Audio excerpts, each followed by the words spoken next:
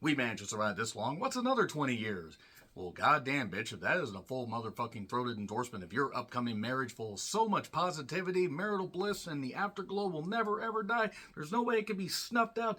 That is so goddamn positive. Who could possibly think of running in the opposite direction, literally as far as you can on the opposite side of the world so you could get away from that person? No, no, no. You wouldn't even want to go down to the Earth's core and fry yourself like Hilary Swank and Thomas Jane should have been, and Delroy Lindo and so many other people in the Corps should have been fried. No, you don't want to go down there. You want to stick with a person like that, because when they're that positive, when you know they're going to stick by you with that much positivity, and all that positivity will just lift you higher and higher into the stratosphere. Your love will go higher. It'll go into space. You'll cease to exist because oxygen deprivation will get you. No way, no way. A marriage like that could not possibly fail.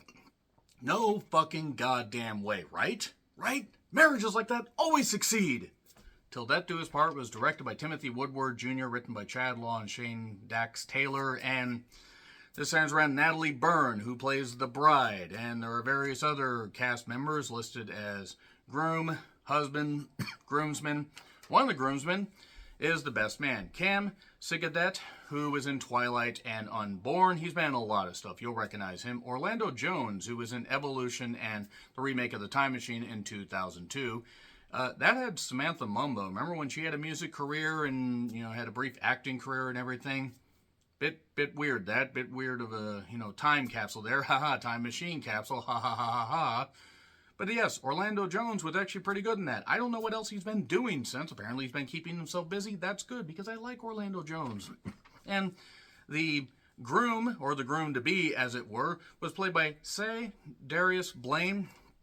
And he is left at the altar by Natalie Burns' bride, because she says, I can't go through this. I've got cold feet. I got to go somewhere else and clear my head, because I can't marry you. Even though I love you, I can't marry you. We find out why she can't marry him, but the 7 groomsmen are sent by the groom to get her back. Get her back to the altar. Baby, come back. And these 7 groomsmen are going to be nice. They're going to be totally nice and not violent at all. And then violence and comedy and, gets interjected in this, and from there we have a movie that bounces back between that time and then flashbacks of when they were the happier couple in Puerto Rico just before they got married and before everything went to goddamn shit. That's the plot right there. So it's available on Amazon for a few bucks. I paid about $7 after taxes, and when I saw the trailer from the creator of Final Destination, I'm like, okay, why not? You know what? Let's give it a shot. It looks like it could be fun. It could be breezy. And then I saw the runtime was almost 2 hours. I'm like, okay, that seems like a bit much for a concept like that, but that's okay. That's okay. You know what? I didn't have much, in the way of, positivity when I went to see this. I was like, this doesn't look very good. But Ready or Not turned out to be very good. It had Samara Weaving, had life and energy and enthusiasm, and it was right up there with Cabin in the Woods as far as being a great meta-commentary and great horror and great comedy and all that. So basically, Till Death Do Us Part is a remake of this. And remember A Perfect Getaway? Does anybody remember A Perfect Getaway? If you do, well, there you go. A Perfect Getaway actually was kind of fun. Has something to do with couples on a vacation. Also, Ready or Not had to do with a bride fighting back against a particular group of people. So yeah, it's basically if you took these movies and mashy.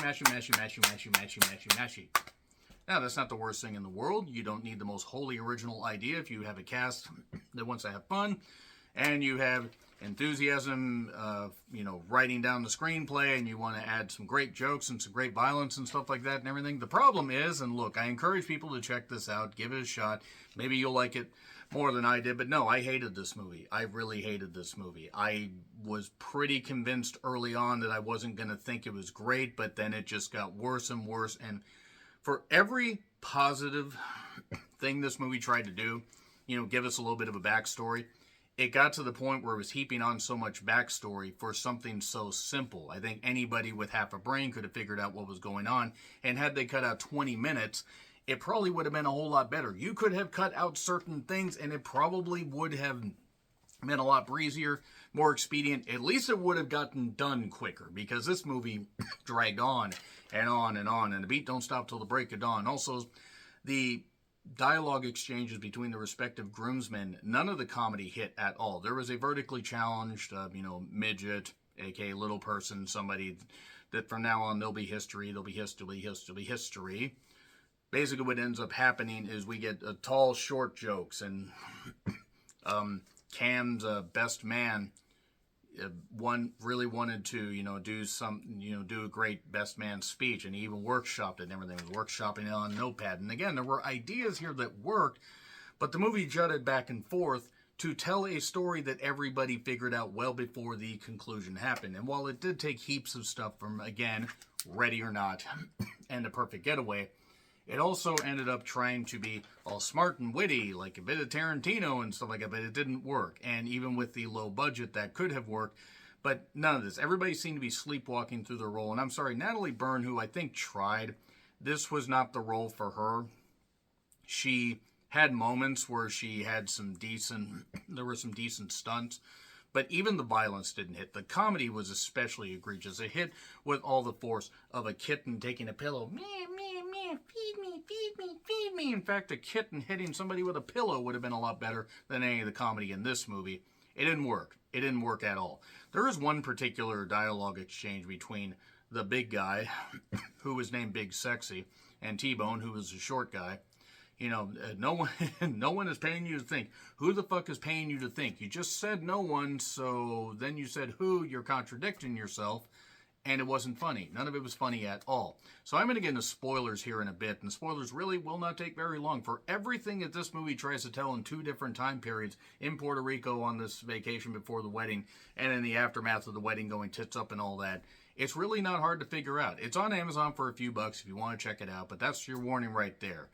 Let's get into spoilers, why don't we? Why not? 3, 2, 1, and spoilers. Okay, so it turns out there is a secret government agency that they're all part of, and the groom and the bride can't be together, but then the dean of the university is either going to give the blessing or he's going to leave his job. This is implied somewhat in their time in Puerto Rico.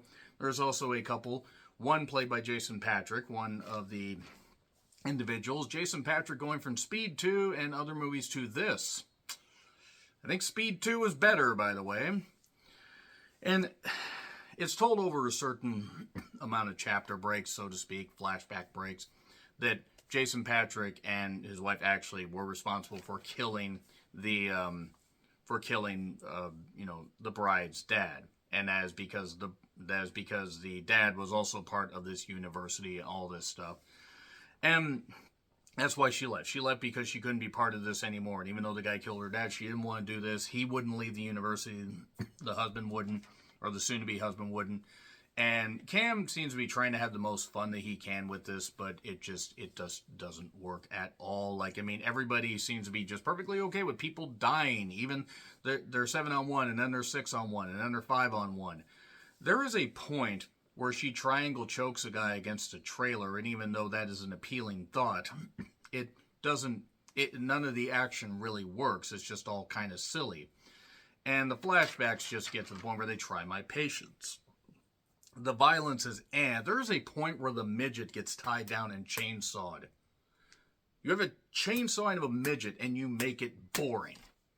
I mean, what the fuck? Now, yes, the movie's supposed to be entertainment. That only helps if you have entertainment in it. Again, I'm not saying don't watch this, but I certainly didn't have a great time watching it. It was not good at all. A lot of people had to die for us to be together. Apparently, a lot of bad dialogue had to die for this movie to actually get made. This was the dialogue they left in, by the way. This was the stuff they left in, the scenes and all that. Yeah, it turns out Jason Patric did all this stuff, and there's songs like Rockin' Robin, a bad remix of it. There was a point where she dragon sleepered, got body slammed, and then triangle choked a guy, which would be, again, appealing. There's a line where she says, "I am a killer and I will kill you." That was an actual line they left in, and then she kills Cam's character, and then she gets to her husband, or soon-to-be husband, her former husband now, I guess, former fiance. They have a bit of a fight after drinking and dancing and doing bullshit, and then they end up getting in a fight, and then she stabs him with the end of a wine bottle. And he was going to leave the job, but didn't. This thing was just so...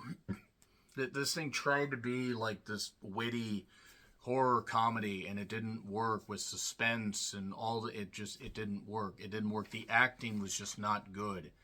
The writing, I'm sorry, was just not good. Two people writing this, and it just didn't seem like anybody had a clue how to do comedy correct. The violence was muted. Again, chainsawing a midget, and you somehow managed to make it boring. That takes some fucking talent. Because I usually be all on board with something goofy like that happening. But, yeah, it didn't work. It didn't work at all. So yeah, F, I'm sorry, F. Again, I'm not saying don't check it out. Maybe you'll feel differently, but Till Death Do Us Part was a hell of a goddamn misfire. That's all I gotta say about that.